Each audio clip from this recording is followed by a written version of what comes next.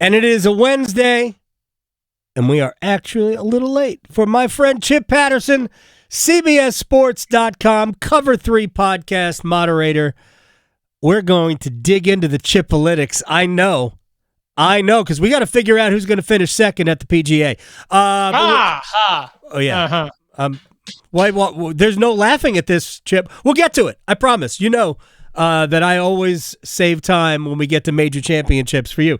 Let me just start here with, did Brandon Marcello, I think I said that name right, did he relish the assignment of following Bill Belichick around for a couple of days at Amelia Island? Or did he go, really? Really? No.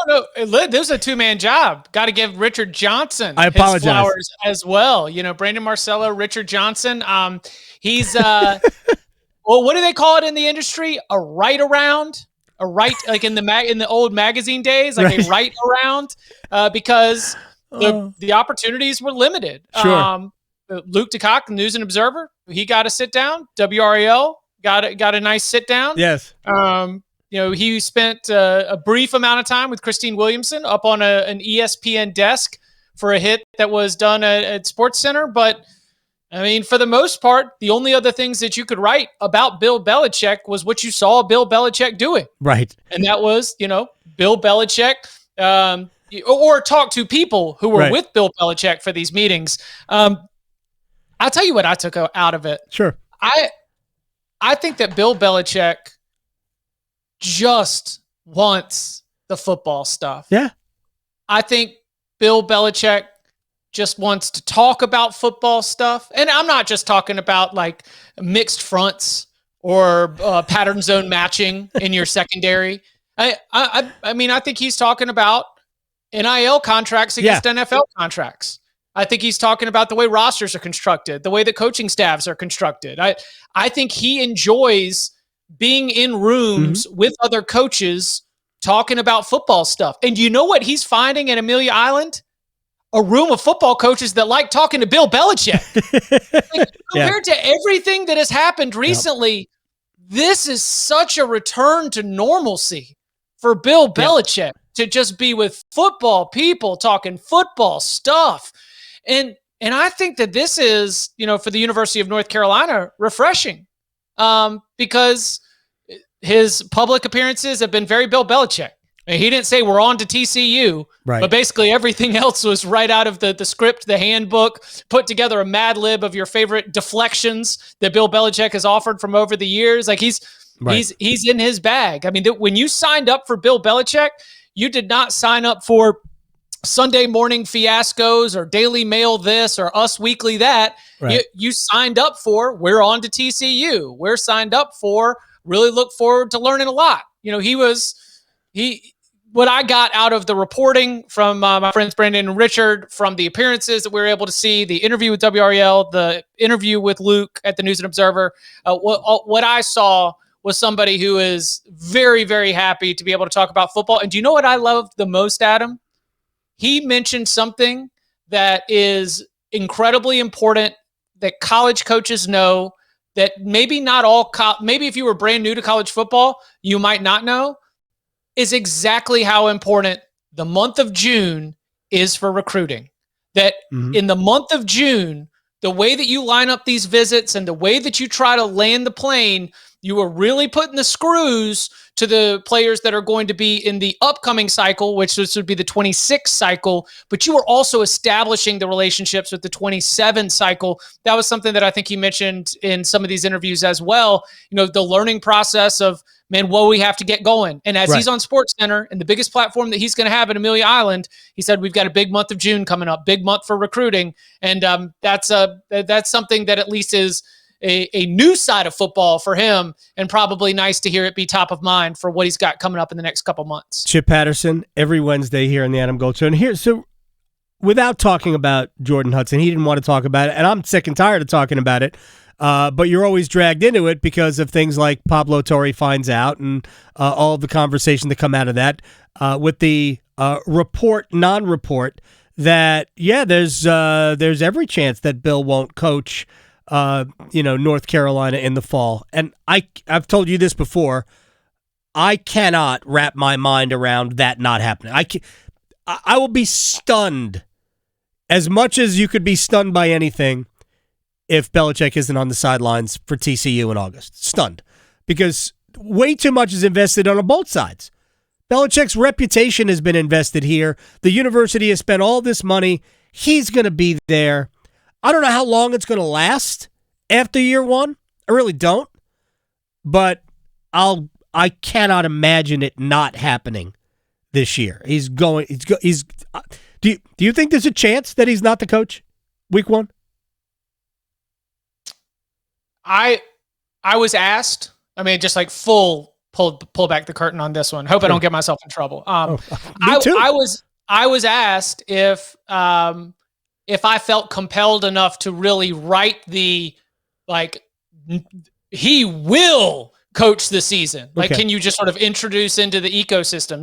Hey, I don't write things. It is a good relationship, but it's like, hey, do you believe this? Because this might be this is part of the conversation. If you believe it, and I said, I don't like the way that it is being set up. I do not like the way that the storyline, the non-report, as you called it.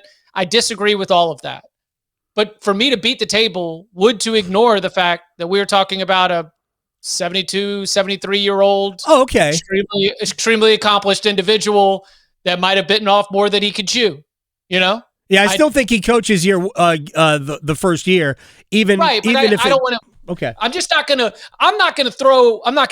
been writing about Ohio State, Michigan a little bit today. I'm not going to plant my flag on Bill Belichick coaches 12 games. I don't think that Bill Belichick is reliable enough for me to plant my flag on Bill Belichick will coach 12 games. That just seems, that's like a Danny Cannell beard bet, right? Like he said he would grow his beard out if Bo Nix was better than a top 16 pick in the draft. I think he did it for 6 weeks. It got itchy. His wife complained, and then all of a sudden it was gone. So I'm not going to make those types of declarations unless I'm ready to follow through with it. But what I think is disappointing is the month of June, as I just mentioned, is something that's top of mind for him in terms of building this program. And while the expectations for the upcoming season seem to be getting tampered down even from those inside the house, that including, Bill Belichick, I think that it's not going to happen right away, right? But, we think we can, really be able to build this thing up. Michael Lombardi telling, I believe it was Pat McAfee, by the end of the season, we'll be really tough. I was like, whoa, gentlemen, we need to, that is honestly the exact opposite from what we get from, we're going to be smart, fast, physical. We're going to come at you from week one, I tell you what, we're multiple. Everybody's in the best shape of their life. They are lowering the bar along the way. But I think that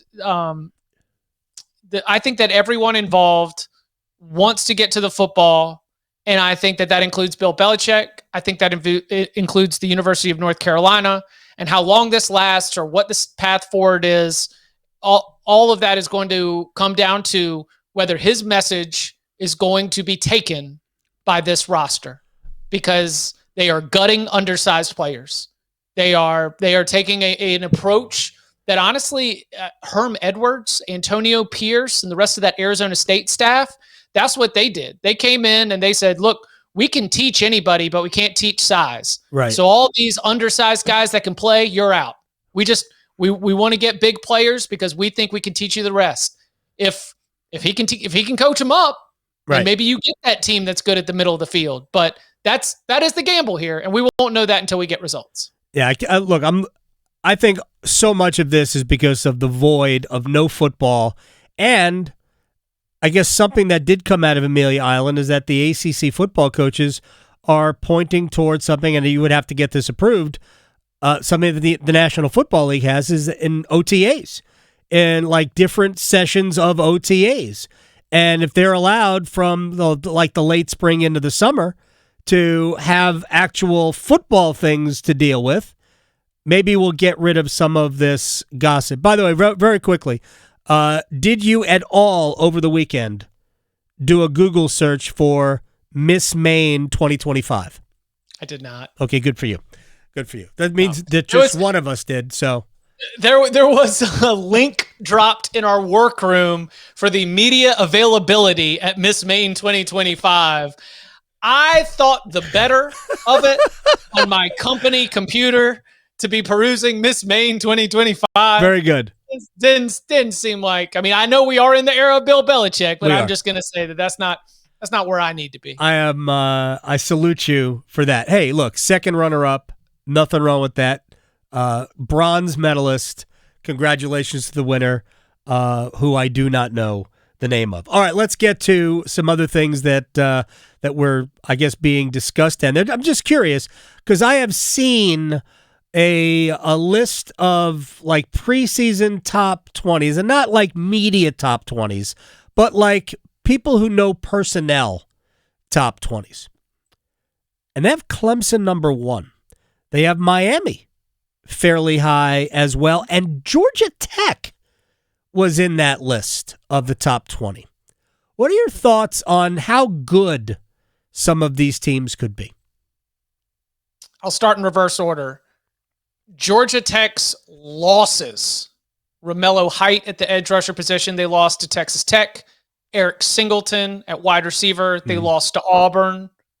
Very, very good players. Yeah. All ACC kind of players. You've got Haynes King. You've got Jamal Haynes. You've got Aaron Philo, the young quarterback who NC State fans will remember played in that game. And I don't think it's going to be necessarily a true quarterback system, but I think that Georgia Tech has the best quarterback depth of anybody in the ACC. Okay. And I think that, the Yellow Jackets are going to be a force because Brent Key has always has that team ready to go. Yeah. But you talk about the personnel side, I think their talent took a step back from where they were last season.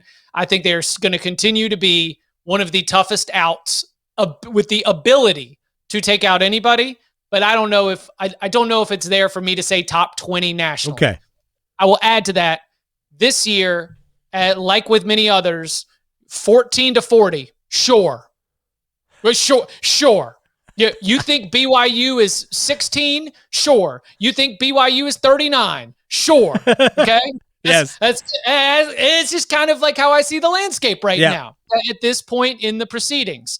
Clemson being at number 1, that's going to come right off the heels of all what we saw as NFL evaluators took a look at the Tigers roster and said, oh my gosh, we might have 6 NFL first-round draft picks. They won't have 6, but 6, for those who don't know, is the record. So, I mean, we could be dealing with an extremely talented Clemson team. You and I might have even talked either last week or the week before is sort of why I am all in on the Clemson story.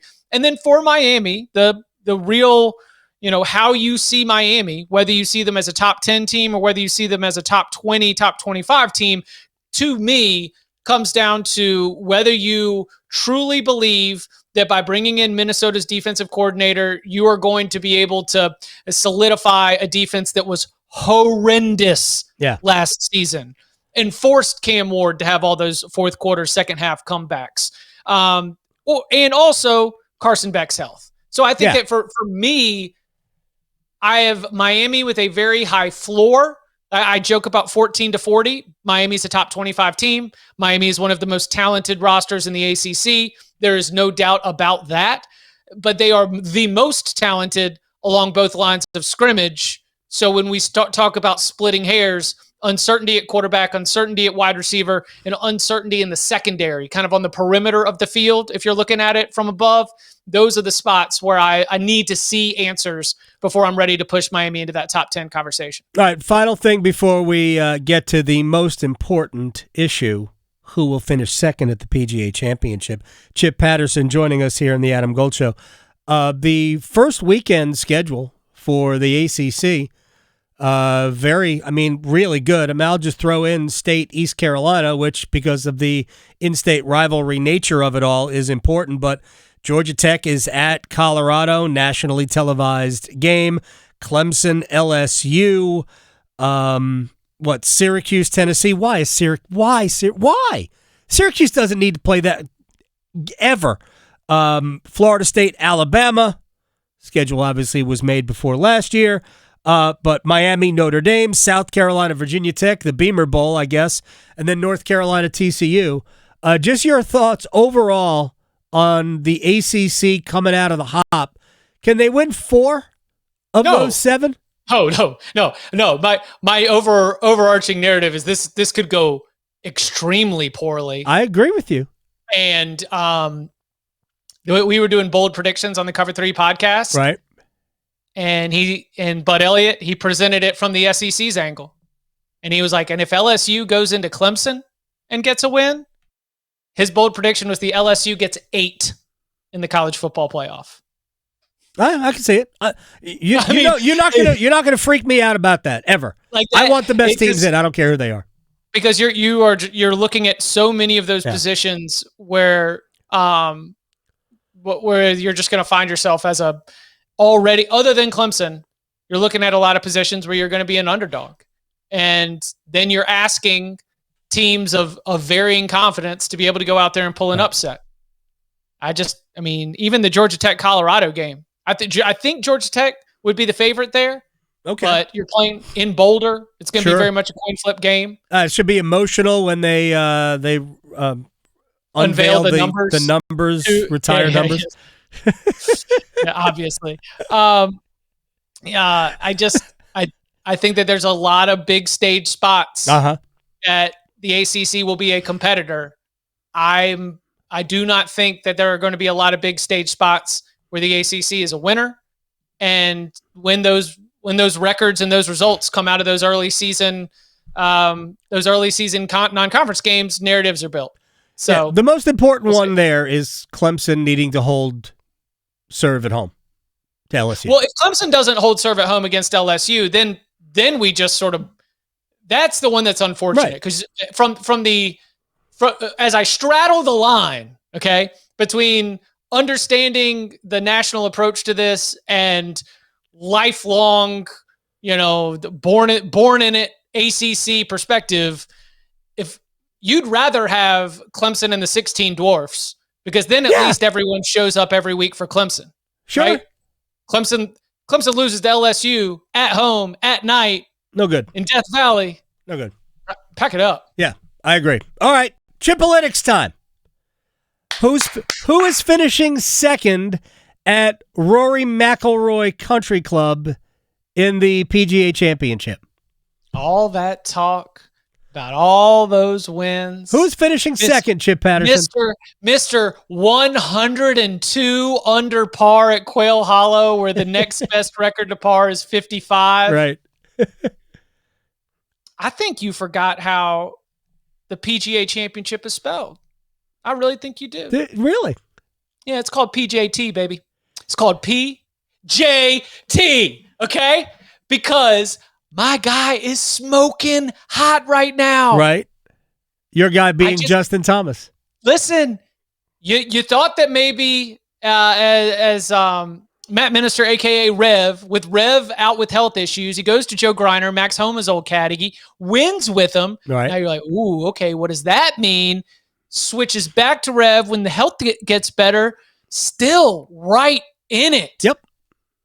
I think he is playing phenomenal golf right now. He refused to make a putt last week, though, at the Philadelphia Cricket Club. But he wasn't giving up anything. He just did not make the birdie putts. He's not lost with the putter right now. No, I agree. You look at his best success over the last 25 starts, they've been at places like Phoenix. They've been at places like even Valhalla last year. Top 10 finish, played pretty well. Valhalla, just horrendous putting performance for him. So so much oxygen is being taken up by Rory and Scotty right now. Right. I think JT. So you say Justin Thomas will finish second to Rory McIlroy. That was your pick. I think this is okay. Again, now I need to admit something. Yeah. Justin Thomas, 3-time PGA Championship winner. No, it's just 2. This would be 3. This would be 3. Yes. Okay. Yes. That'd be kind of a funny resume to have to debate. Be weird, isn't it? I mean, he's a Hall of Famer, so he's got. When you get 2 majors, you're going in the Hall of Fame for whatever It's the way people look at it. Being a PGA Championship killer is kind of a sideways comment, right? Well, the interesting thing about both of his PGAs, and I'm not saying he didn't play well; he played great. I think it was 9 back at Southern Hills a couple of years ago, right? So 7 back entering the final round, forces himself into the right. But at one point during the final round, I think he was 9 back. Hideki Matsuyama bogeyed 5 of 7 holes on the back 9 to give. Like, I'm not saying he gave the championship to JT, but Matsuyama spit up his chance to win a major before he won the Masters, because that was really his to lose. The way he was playing, he just went the other way. I actually think he's a sneaky good contender this week too. I agree. I like Hideki. Yeah. So, and I love JT. I think a JT top 5 bet is a great bet because there's only one winner, and we know who's going to win it. I think Bryson's going to be. Are you scared at all about complacency? No, I'm not. Okay. I am, like, obviously, I think people can tell I'm being somewhat facetious. There's a lot of work to be done to win it. And I think the fact that he loves the golf course so much, that I think it helps him. I think his mind has been, if Rory had been a little, not mentally tough is not the right word. He wanted it so badly. It's the one thing in golf you can't do. Golf is the one sport you can't try too hard, because when you try so hard, you're like the small muscles don't work. Mm-hmm. And golf is a small muscle game. It's not a big muscle game. And I think now that Rory's got, part of it is the career Grand Slam, part of it is the Masters he's been chasing, part of it is just winning a major. Now that that's over, snapping the drought. Yeah. Now that that's over, I go back and go, man, if that had happened before Los Angeles, if he had beaten Wyndham Clark in L.A., or if he had won the Open Championship the year before at St. Andrews, if he had won that, still would have won the Masters probably, but we would be sitting here on maybe 8 majors. I think Rory's got a run in him that will resemble, not quite, because Tiger's 2 runs were nutty, but I think it'll kind of look like a Koepka run. I think we've got a 3-year, 4-year period that it's going to look like that. Where he finishes with 8 or 9 because he tacks on an extra 4 here in the next 2-3 years? Absolutely. I've always thought that about him, so I'm just trying to be right. But I feel like if once his mind freed up, you and I have talked about it. The Masters gave us like the choke and recover how many times on Sunday? Right. At least 3. He did it. He did it on the 3rd hole. 13? He did it on yeah.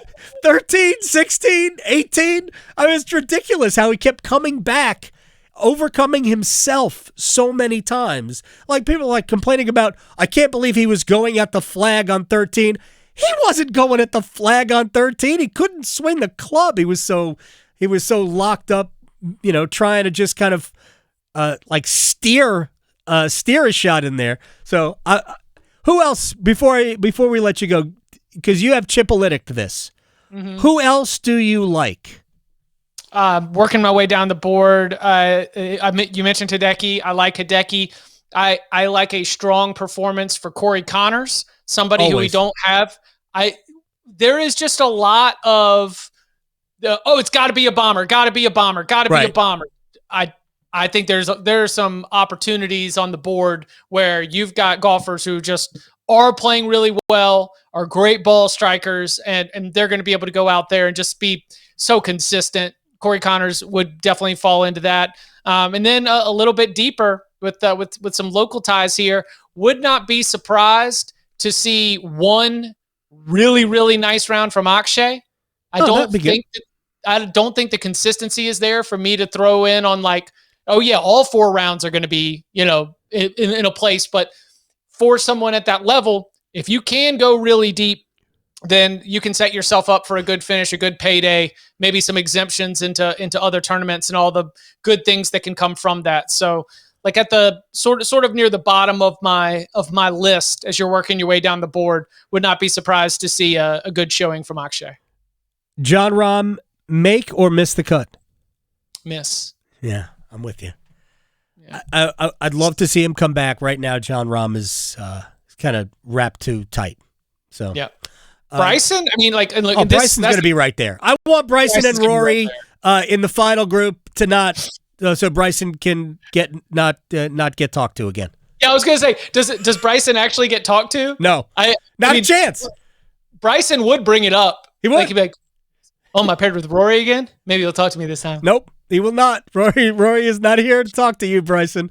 All right, Chip, you're the man. I appreciate your time. I'll talk to you next week.